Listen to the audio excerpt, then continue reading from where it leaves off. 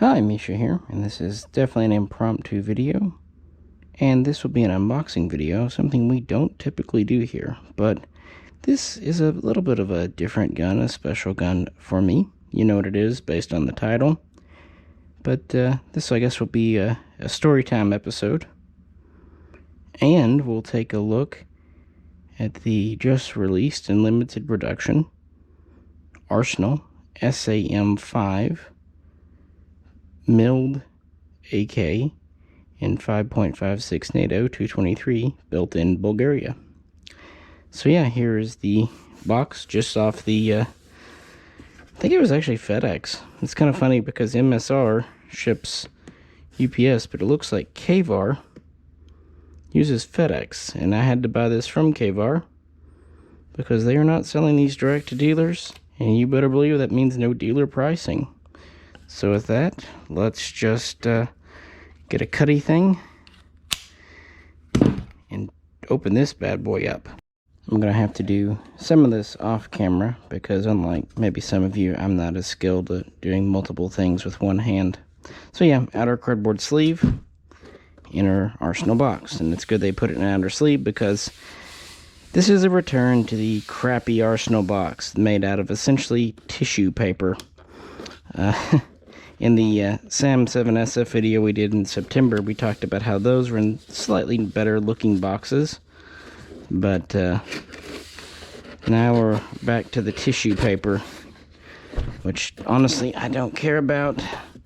It's just an excuse to throw the box away, which I would have done anyway. But the only time I keep boxes is if they're hard cases or maybe fitted with foam lining. Let's get rid of this, get it out of our way.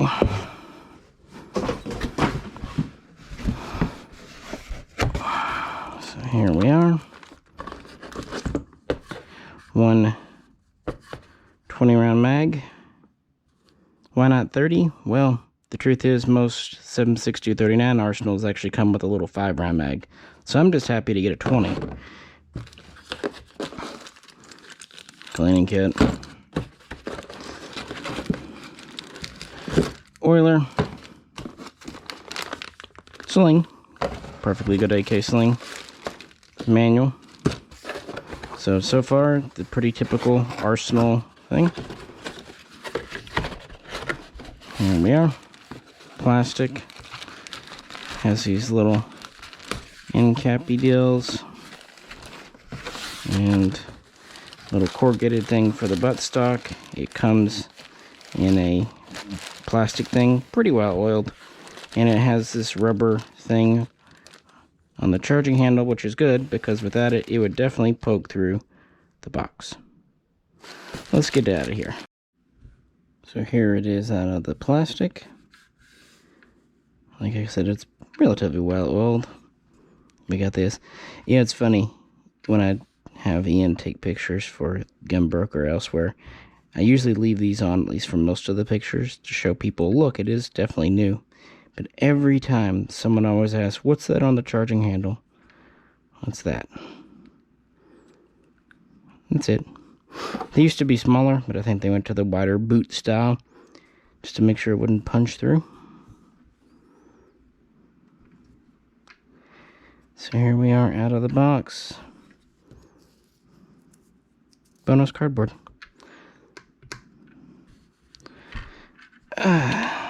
Flipping it over. Right out of the box, it looks identical to the Arsenal SAM7R. But whereas that gun is in 7.62x39, this is in 5.56x45.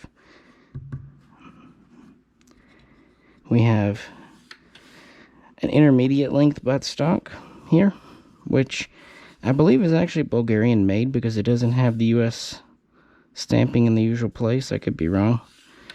It does have a trapdoor for the cleaning kit, a modern side mount for the sling, made of kind of a real military feeling polymer. Our handguards are US made. Same styling, heat shield inside. Our pistol grip is US made. Pretty standard. This has the quote-unquote enhanced trigger in it, whereas most of your original SA-M7Rs had the double hook style. We'll check in a minute to see if it's double hook. Side scope rail, smooth top cover, standard rear sight, cleaning rod under the barrel, 90-degree gas block, cold hammer forge, chrome lined, medium lightweight barrel, so like AK-74 looking style, and a standard front sight with detent pin, simple muzzle nut, threaded 14x1 left hand, and of course it's on the pretty famous, thanks to in large part to their marketing department and their PR department, but very high quality Bulgarian milled receiver that they say takes 5.5 hours, hot die forged. And they say they purchased over at Arsenal AD in Bulgaria modern tooling from Steyr about 20 years ago, so presumably made with relatively modern techniques.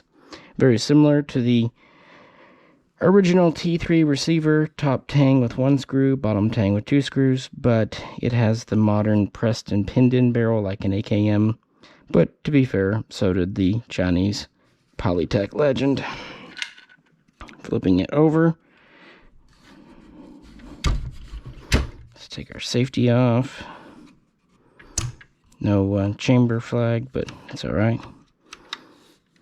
I'll try the trigger in a minute. No surprises on this side either. Yeah, no surprises. This is your basic milled Arsenal, and the mag went in easily with no real play.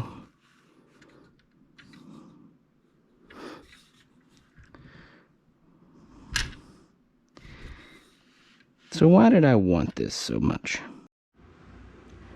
Reason number one, and probably the most personal, I have a very long history with Arsenals and 223, 5.56 NATO, because my first Arsenal was almost this gun. So I said this is the first time these have ever been on the market. That's also true. It's a little bit confusing. But yeah, I first saw the machined milled Arsenal guns around 2002, 2003 in stores.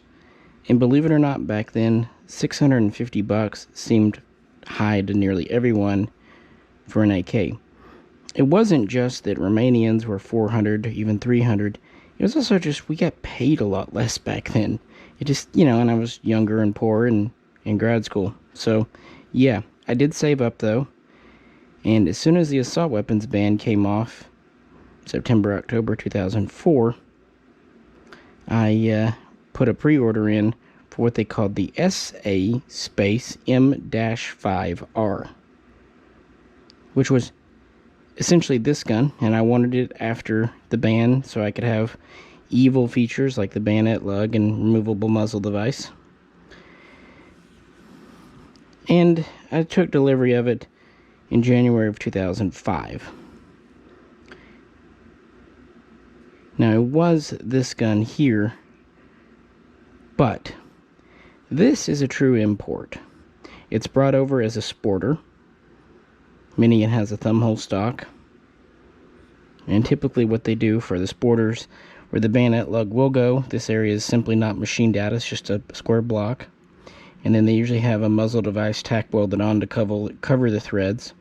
And they do something with the mag well, so it can't take standard capacity 20-30 round mags.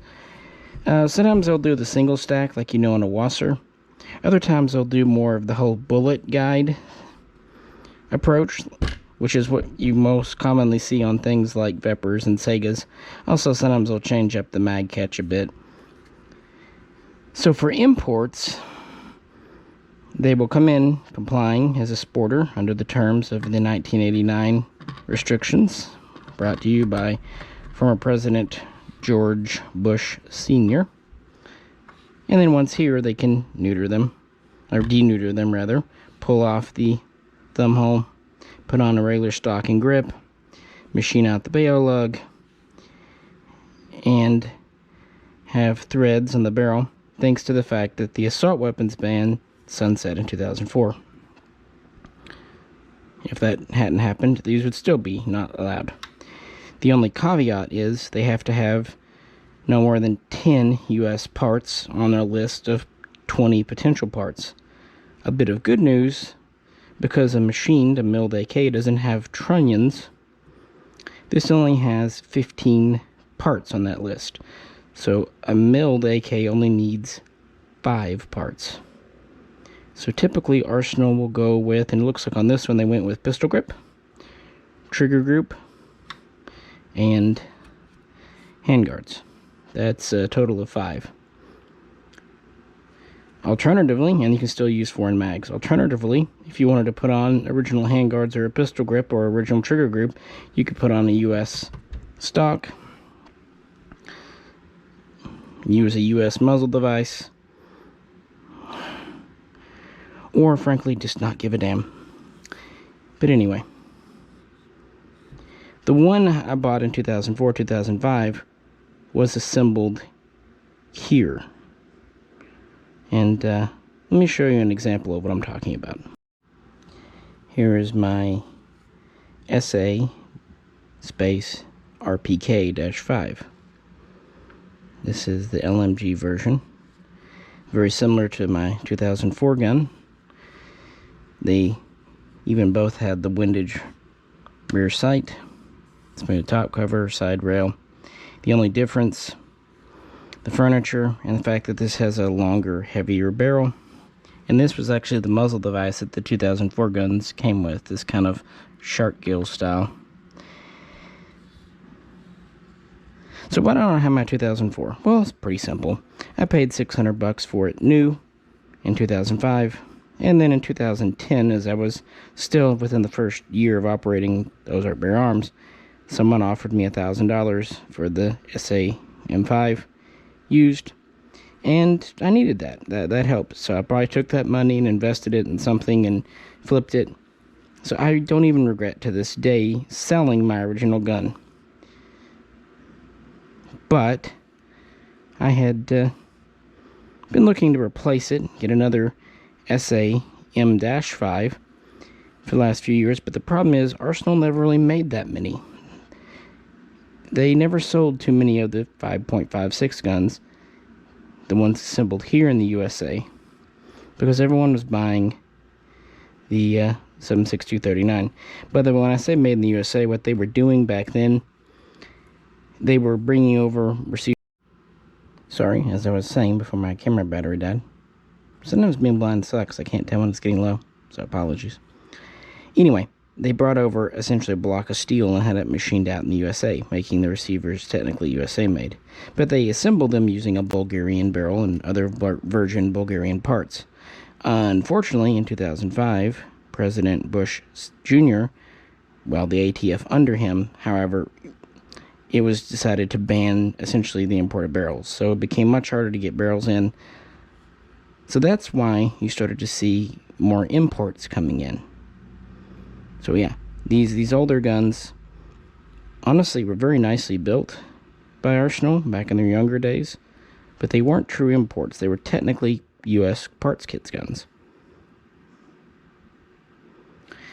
So after the barrel ban change, they started to import a new series of guns, but somewhat uniquely for Arsenal, they were actually stamped receiver.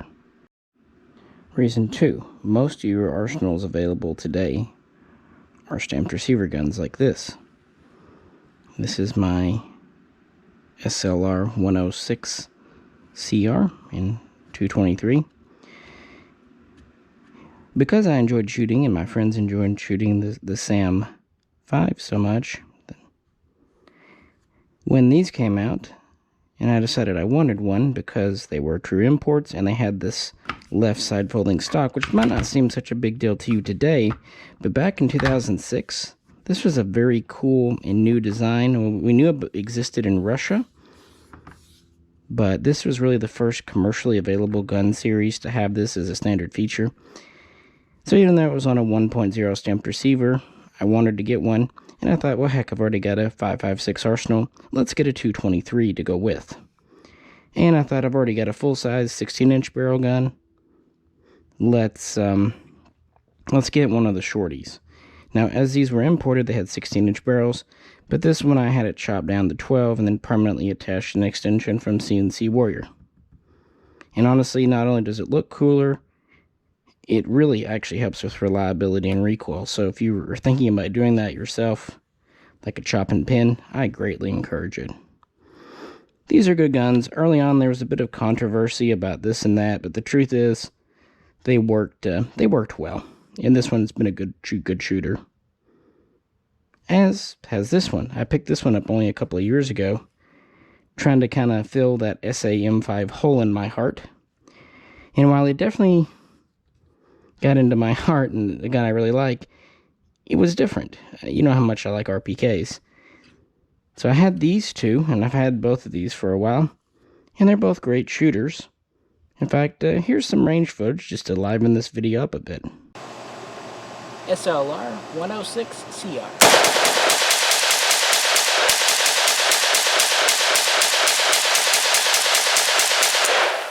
little more recoil, but not bad. SA RPK.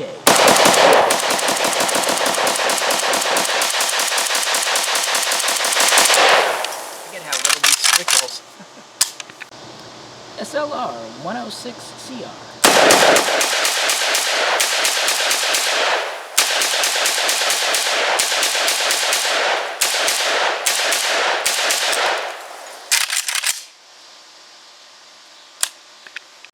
SA RPK.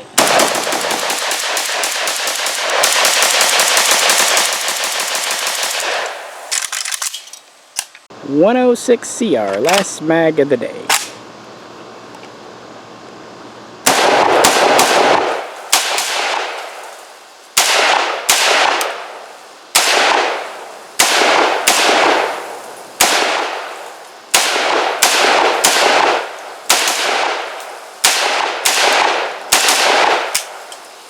So what do you think? I like it. Yeah, these are a lot of fun. Which kind of leads me to number 3. I was slow to want or be convinced by an AK in this caliber. Like a lot of you, I was kind of much happy with 7.62 39 and 5.45 by 39, thinking, you know, an AK needs a communist caliber. And a lot of the crappy Galil builds out there didn't help. Another thing that did not help was there wasn't really a standard. With the X39 calibers, there's a standard mag, to some extent standard bolt, what have you. But with the 223 guns, because they were pretty much developed independently, some based on the AKM, some based on the AK-74, some based on someone's fever dream, a lot of parts don't interchange. But Bulgaria kind of took a very similar tack to Russia, especially with their magazines. So that's why I kind of figured if I'm going to have 223 AKs, we will kind of stick with the Bulgarian/Russian pattern. And luckily, the Polish Beryl, the Polish Archer, takes pretty much the same mags too. So that's why I don't really have Chinese or Zastava 5.56s. This is kind of where I've settled on. And I did toy with the idea of selling this gun or this gun over the years, especially during one panic or another, but the fact is they're just too fun to shoot. And with being imports, who knows how long they'll be available. Quick peek inside, we can see we have a machined guide rod for the spring, not the wire type. I played around with this trigger a bit during the video. It does have a bit of an ALG feel, especially the bow. It is single hook. It's not as nice as an ALG, but it's not a bad trigger.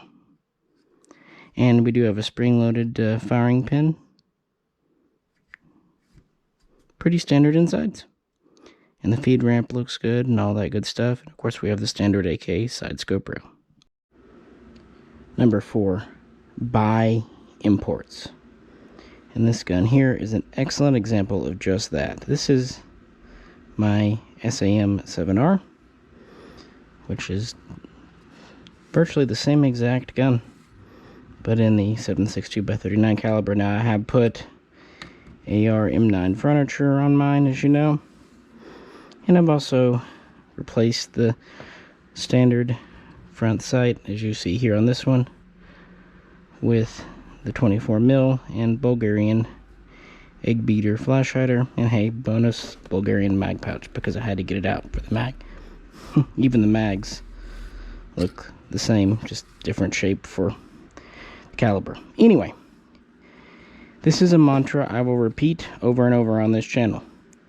If you are at all interested in an import, and if you can afford it, don't take out loans to do it, but if you have the money and you're interested, get it.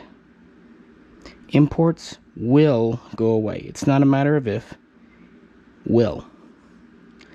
And many things can happen to block an import, but they will end eventually. And like I said, this is a great example. I had the SA M7SF, and I had the pistol. And so at first, when the SA M7R came out with the fixed stock, I didn't keep one. But eventually, after the third or fourth batch, I thought, these are nice guns. Why not? The price was fair for a machined gun. For a machined receiver, not a machine gun, sorry. Hot takes video guy. So, I thought maybe I can have some fun with it. Put on this furniture, dress it up a bit, figuring, hey, they won't be around forever. And surely enough, that's what happened. We've seen small batches over the last 5 years, but, you know, they've been harder to get. And in some instances, people want them more than the folders, either under folding or side folding. And I'm really glad I picked this one up. I really like this furniture, and it's a lot of fun to shoot. As Jay and I both said in videos, the SA M7SF probably looks cooler, but as far as shooting comfort and everything, the SA M7R beats it out. In fact, take a look at some more old range footage. SAM7R.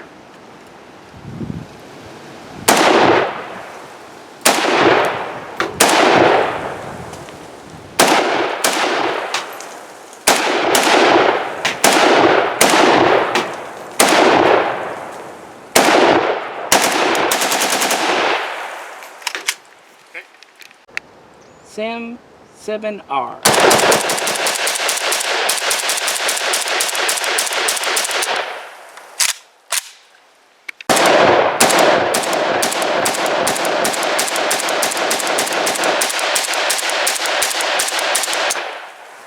SAM7R, by the way.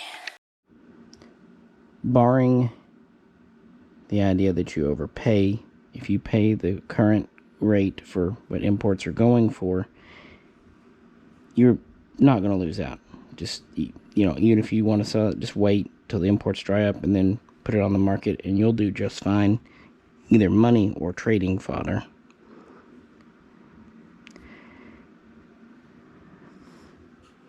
And that goes for any of these arsenals, milled or stamped. You just don't know. The future is so uncertain, especially here at the end of 2020. Number 5. Good timing. And just honestly, my gut said go for it. It just felt right. Something similar happened back 2 years ago with this gun. These had been available for a long time over at Arsenal, KVAR, MSR. And I'd even ordered a few in for customers, thinking it'd be nice to pick one up. Finally, it was Christmas, and I thought, I'm going to buy myself a gift, shoot it on the channel, dress it up a bit, have some fun, and then sell it. Well, I'm glad I did that in a certain sense, because it was so much fun, it's still here today. And also, these have pretty much disappeared from the market after being on it for so very long. Same thing goes with these. Kept one of these, one of the CRs, and I'm glad that I did, because it doesn't seem like they're going to be doing many 5.56 guns. In fact, I was hopeful when the SAM5 or SFUFKs came out, they would eventually do a 5.56 version. But I wasn't sure because Arsenal's track record selling these has not been great. The original guns didn't sell very well. The imports here and with the stamped receivers languished. And even the RPK versions, while the 7.62x39 and the handful of 5.45s they did sold out immediately, the 5.56 ones were very much the last to go. So I think that's why this has been a limited release. Again, this is being recorded at the beginning of November, exactly 2 weeks after this gun hit the market. And this gun is, at this time, a KVAR exclusive. News of it popped 2 weeks ago on a Thursday. And I was a little surprised I didn't hear about it too much before. There had been rumors and rumblings of something being released in November, and, you know, you can read between the lines. So I was hopeful this was what it was. But I was kind of surprised my sales rep at MSR didn't call me because we had just spoken a couple of days before. Even if he just said, hey, I can't tell you what's coming on, but give me a call this date and I'll fill you in. So I called him that Friday morning saying, hey, I'm kind of surprised I didn't hear from you on this. And he really didn't even know much about it either. Turns out MSR, the distributor, the dealer end, did not get any of these. This is literally a KVAR exclusive, which means, like everyone else, I paid the $14.99.95 plus shipping price point. But I was actually okay with doing that. For one thing, even though my rep at MSR couldn't sell me one, he arranged it, even getting my FFL over for me to KVAR and hooking me up with the sales rep. So all I had to do was call an extension, pay for it, and it was on the way. Took him a little time to ship, but I'm not complaining. Ordered it that Friday. It came in yesterday, Wednesday. So took them about 10 days to get here, but considering how busy things have been, I'm alright with that. So, yeah, given all the reasons already, I figured, yeah, might as well get one. Really, it was a no-brainer because used SAM5s made back in the day have been fetching $2,000 and up on Gunbroker, and that was even before the COVID panic. So I thought, well, $1,500 for a brand new one, and unlike the one up here, which is a very great gun, but is still, like I said, technically a kit gun built in the USA, it's more like this gun, where, yeah, they have to be modified a bit to make them compliant, but the thing is, they come over as working guns, so the mods on this gun are extremely minor. Different pistol grip, different handguards, bayonet lug had to be cut out. But the thing is, the receiver on a stamp gun, the trunnion too, the barrel, all of these parts are not only made in Bulgaria, they're assembled and tested in Bulgaria. So I really don't find the whole 922R thing, especially with the mill gun, where it's only 5 parts. It's a 6 on a stamped gun, by the way. I don't find those to be intrusive. It's an import, totally legit. And it completes my family. I had short, I had long, and now I have the middle size, which is perhaps just right. And on to the final point. Number 6, the history. I wouldn't say this is what would make me buy or not buy a gun in and of itself, but because it is me, it really is kind of icing on the cake. I really like it when a gun, even in a slightly altered form, has actually been issued by a military. Now, obviously, the military guns would be select fire, so not the same gun, but these are built in the same factory, and really the mods to make a gun like this semi-only are very minor. 2 pins instead of 3, a few minor changes to the trigger group, a few changes to the bolt carrier, and you're in business. So not literally the gun used, but same factory, same thing. It's like comparing, say, a Colt SB1 to a Vietnam era M16, M16A1. Good enough. Same quality control, same standards. The Bulgarian military has been using both 5.56 and 7.62x39 for the past 20 or so years, as they've been working more and more with NATO. The one caliber they have not been using is 5.45x39. They dropped that like a hot rancid potato as quick as they could, as did many former Warsaw Pact countries, because that caliber has really bad connotations of dominance by Mother Russia. Would that make Russia a dominatrix? Maybe. Anyway, I digress. So they use a mix of both. And that's why I have this gun here, set up in a very modern configuration, 7.62x39. And I might leave this one pretty classic, maybe a different muzzle device, because they've used these, known as the ARM1, for a long time. They have underfolders, they have a short 12-inch barrel version. They've used several configurations.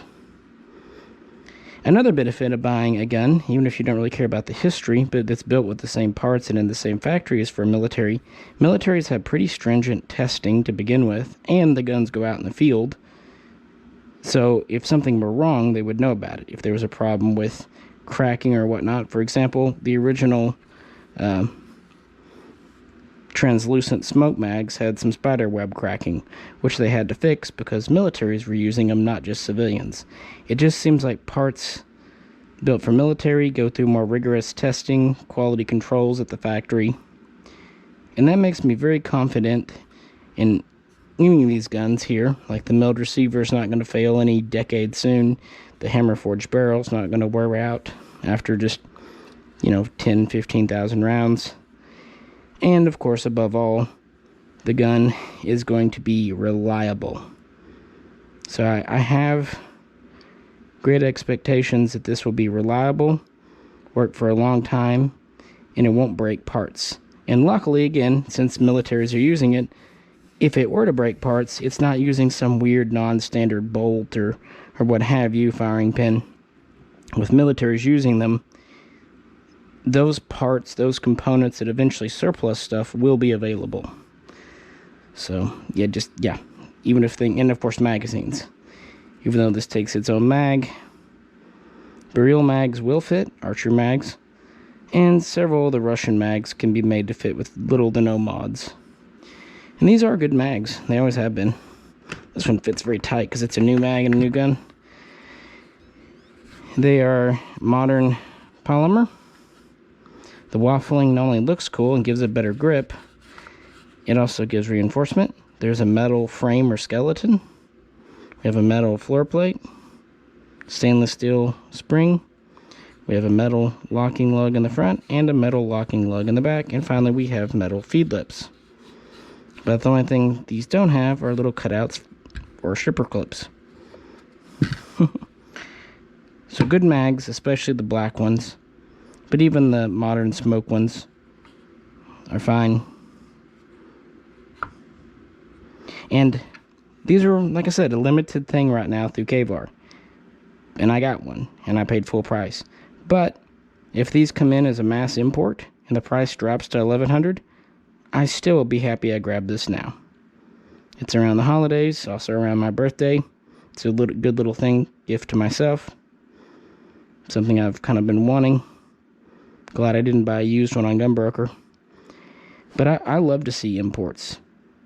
I just don't know if between maybe new laws next year or just the 5.56 guns may not take off. There's too many ifs, so I just wanted to grab the sure thing. And so far, first inspection after having this out for about an hour, I like it. And I can't wait to take it to the range. I'm expecting it'll run great. But you never know till you know, so we will do a range update video very soon. So with that, I think I'm done today. I think I'm talked out. What do you think? feel free to comment below. And as always, if you could, like, share, and subscribe. Oh, and just as a final note, this is the first video I've recorded since we crossed over 40,000 subscribers. Took us 9.5 years, but we're happy about it, especially all your support, because Jay and I do this for fun. This is not a job. We don't try to make money. In fact, running this channel costs us money, although support from Patreon helps supporters. The support as Patreons on Patreon really helps take the edge off. It went from being something that cost us, thousands of dollars to just hundreds of dollars, and greatly obliged. And in return, we've tried to up our video coverage and get new guns like this to show you. So we'll continue to hopefully bring you interesting content in the future. And again, we'll have a range video for this very soon. This is Misha, and also on behalf of Jay, we will both catch you very soon next time. SA RPK.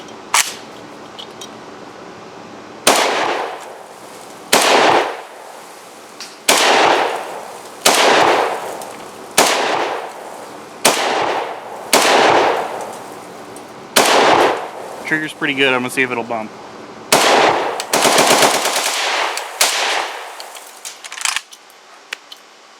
It will.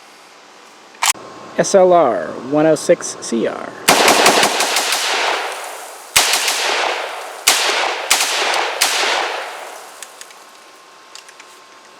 Dead trigger. Hammer fall. My bad.